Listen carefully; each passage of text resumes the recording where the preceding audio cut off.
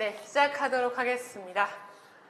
네, 문제 다 푸셨죠, 여러분? 그래서 이제 금방 또 이제 문제를 풀어보겠습니다. 1번은 우리가 이제 사실 여기 있는 문제는 이제 우리가 풀었던 거라서 이제 풀어봤던 분들이라면 아시겠죠? 자, 1번 같은 경우에는 올해 나왔던 문제 1번입니다. 그래서 이제 기억에 들어가는 사실 기억 니은은 제가 요것도 그대로 7, 8, 9월에 요거를 뚫었었어요. 기억을. 근데 이제 그대로 나왔더라고요. 이제 기억 같은 경우에 과학의 본성이 들어가는 부분이고 니은은 귀납적 탐구가 들어가요. 이런 거 쓸 때 당연히 여러분 그 아래는 연역적 탐구가 힘들겠죠. 라인 맞추란 뜻이에요. 그쵸? 니은 바로 아래 연역적 탐구가 있으면 귀납법 쓰지 말고 귀납적 탐구 쓰란 얘기인데 귀납법 쓰시는 분은 없겠죠. 그래서 이제 아래 보시면 교사의 대화의 힌트를 보시면 사실 풀 수 있어요. 제가 이제 작년에도 계속 꾸준히 말씀드렸던 부분이 뭐냐면 그 과학탐구 실험 과목 있잖아요. 고1 애들이 하는 저 얇은 책이 있어요. 통합탐구 말고 과학탐구 실험이라는 정말 한 5mm 되는 얇은 교과서가 있는데 이 교과서를 물화생지가 다 나눠서 이 통합탐구에서 연관되는 실험을 쫙 모아놓은 건데요. 근데 이제 과학탐구 실험은 물화생지 영역을 나눌 뿐만 아니라 크게 영역을 역사, 그 다음에 뭐 이렇게 다른 영역을 쭉 나눠놨는데 그 역사 제일 첫 번째 역사 속의 과학탐구 파트에서 특히나 과학의 본성을 정말 많이 강조를 해서 특히나 우리가 잘 알고 있는 과학의 가변성, 그쵸? 진리가 아니라는 그런 걸 강조하면서 우리 옛날에는 자연 발생설을 했지만 이런 실험을 막 해서 마지막에 파스텔 실험을 이렇게 해서 우리가 생물 속생들 됐어 라는 걸 이렇게 쭉 실험 같은 걸 하면서 그리고 아이들이 실제로도 파스텔의 그 있잖아요 S자 곡선 S 곡선 그 백조목 그거 맞죠? 그 플라스크 그거를 실제로 실험하는 그런 거 이제 과학탐구 실험에서도 합니다.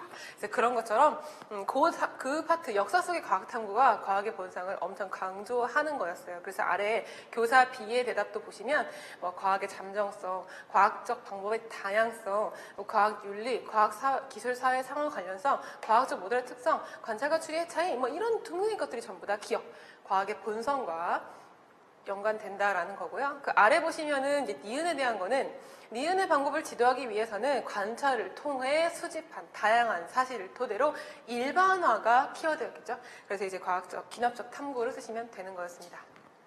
2번.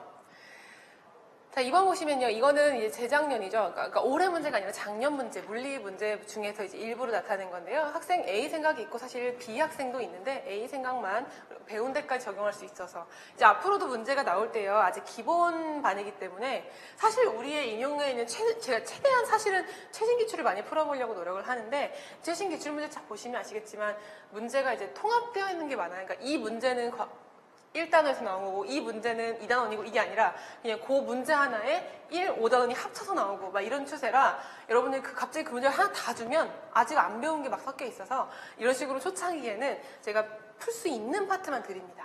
그리고 이제 뒤로 갈수록 심화 파트라던가 문풀 파트 가면 이미 다 몇 번 돌렸기 때문에 그때는 막 나와요. 2단원, 저단원에서.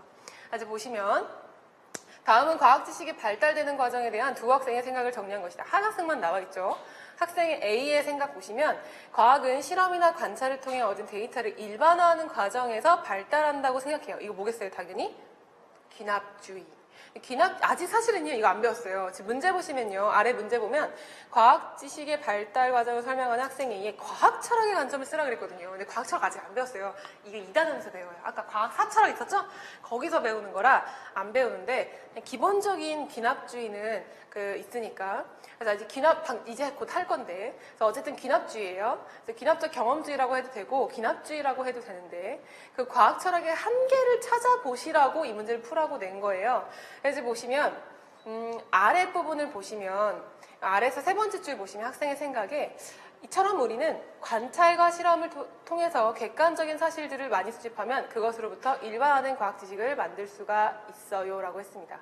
이 귀납적 방법에 대한 설명인데 여러분 이거 사실 아직 안 배웠네요. 귀납적 방법의 한계가요. 바로 아까 배웠던 관찰의 이론 의존성이 들어가요. 왜냐면 귀납법도 이따 할 건데 귀납법도 기본적으로는 오감을 통한 관찰로부터 사례들을 누적해서 그 사례 안에서의 규칙성을 찾고 그것이 항상 일관되게 나타나면 일반화시켜서 과학 지식을 만드는 게 귀납법이기 때문에 기본 토대가 관찰부터 시작해요.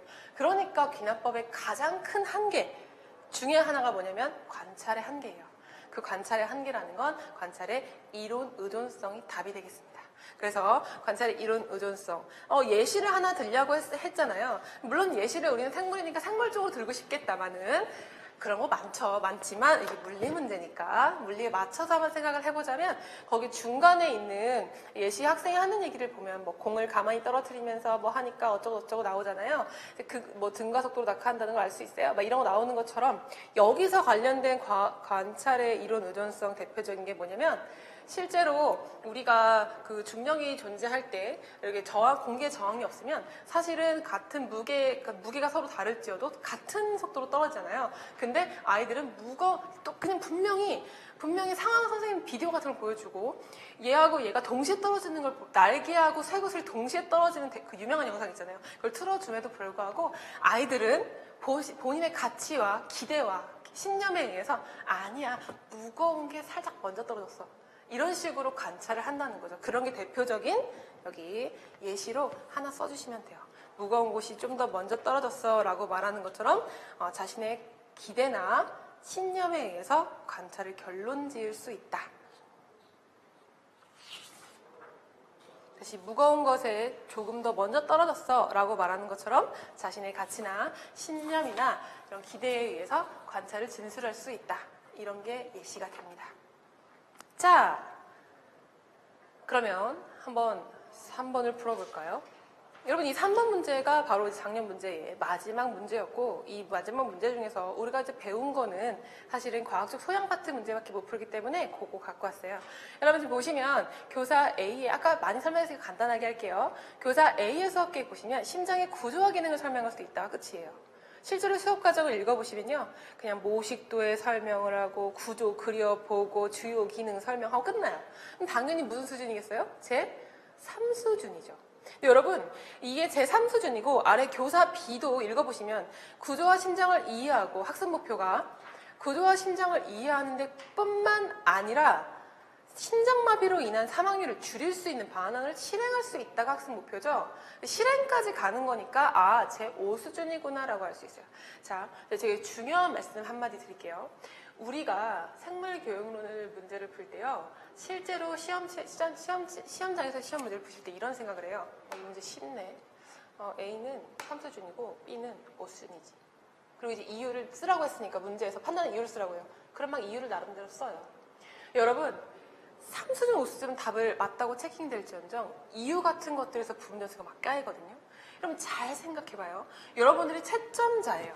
그럼 채점자가 분명히 뭐 교사 A는 3수준이다, 교사 B는 5수준이다, 동그라미 부분 점수 1점 이렇게 줘요. 이유를 채점할 때 그 이유가 다들 사람의 언어로 중구난방으로 쓰면 채점이 쉬워요, 어려워요?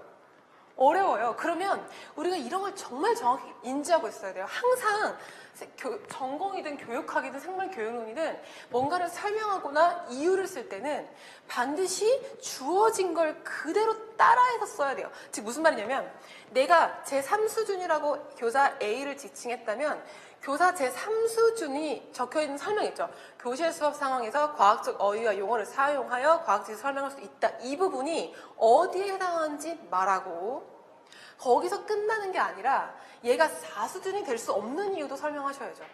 예를 들어 이거예요. 판단하는 이유를 교사 A 거 설명할 때도 이렇게 설명할 수 있어요. 교사 A는 제3수준에 해당한다. 교실 수업 상황에서 심장의 구조와 기능을 설명하잖아요.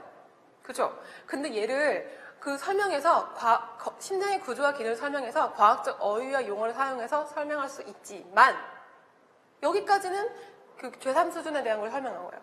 있지만 심장의 구조와 기능으로부터 제4수준 봐봐요. 제4수준 봐봐요. 이걸 써야 돼요. 심장의 구조와 기능으로부터 다른 과학 개념과 연계하여 이해시킬 수 없다. 이걸 써야 돼요. 그러니까 4수준이 아니라는 걸 써야죠. 3수준이 이래서 이런 거야 라는 게 아니라 이래서 4수준까지는 못 가고 3수준이야를 말할 수 있어야 돼요. 그래서 여기까지 쓰면 완벽한 원인, 이유를 쓴 거 아니겠느냐 이렇게 보는 거고요. 그리고 이제 교사 B가 5수준이라고 할 때도 그냥 뭐